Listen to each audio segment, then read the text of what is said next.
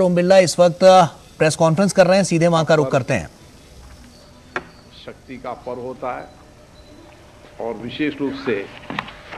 हमारे देश में बहुत धार्मिक आस्था के साथ इसको मनाया जाता है। P20 सम्मेलन की एक पृष्ठभूमि, जिसके बारे में मैंने कुछ पहले भी जिक्र किया था,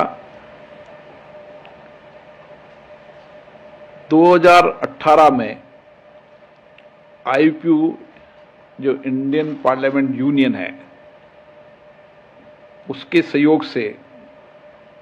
ये शिखर सम्मेलन आयोजित किया गया था। वह अर्जेंटीना में था। उसके बाद छठा सम्मेलन जापान में, सातवां सम्मेलन इटली में, आठवां इंडोनेशिया में और 9वां सम्मेलन भारत में आयोजित किया गया। मेरा जापान में, इटली में और इंडोनेशिया में मेरा तीनों P20 सम्मेलन में जाना हुआ था और मैं आज ये कह सकता हूं कि 9वें P20 सम्मेलन में सबसे ज्यादा देशों की उपस्थिति, सबसे ज्यादा प्रतिनिधियों का आना और सबसे ज्यादा लंबी चर्चा संवाद करना, ये G20 सम्मेलन की ऐतिहासिक सफलता का परिप्रेक्ष्य था कि जिस तरीके से G20 सम्मेलन में G20 देशों और आमंत्रित देशों के लीडर्स आए और उस लीडर्स समिट के अंदर सामूहिकता के डिक्लेरेशन हुआ, उसका प्रभाव कहीं न कहीं P20 में भी नजर आया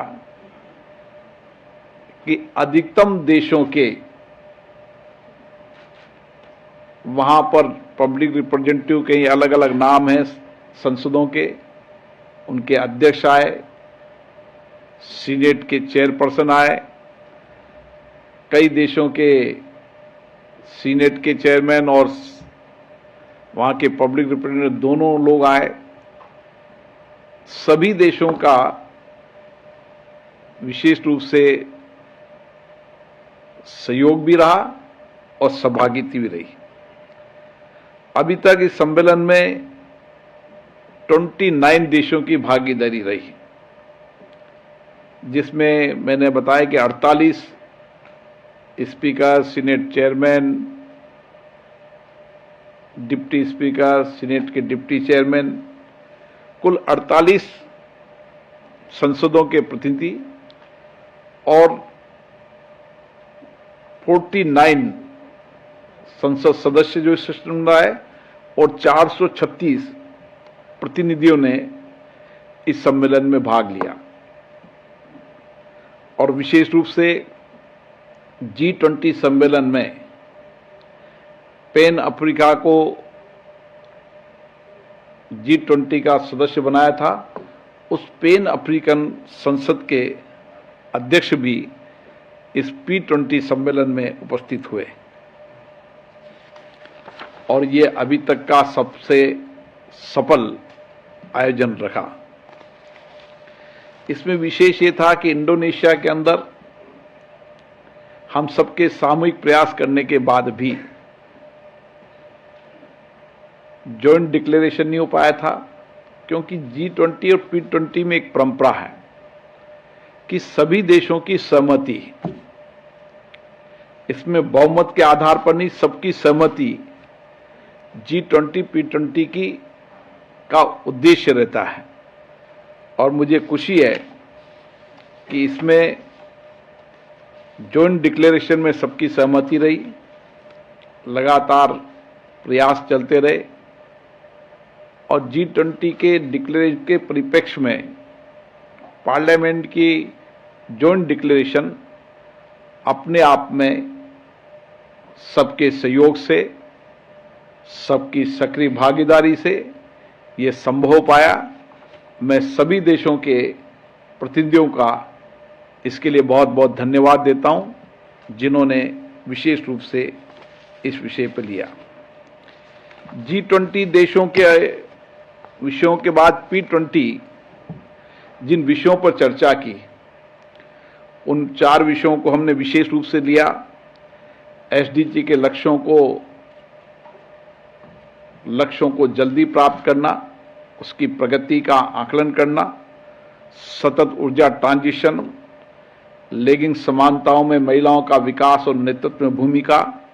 सार्वजनिक डिजिटल प्लेटफॉर्म पर के माध्यम से लोगों के जीवन में परिवर्तन। विशेष रूप से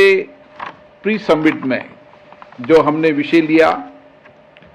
वो विषय बहुत महत्वपूर्ण था।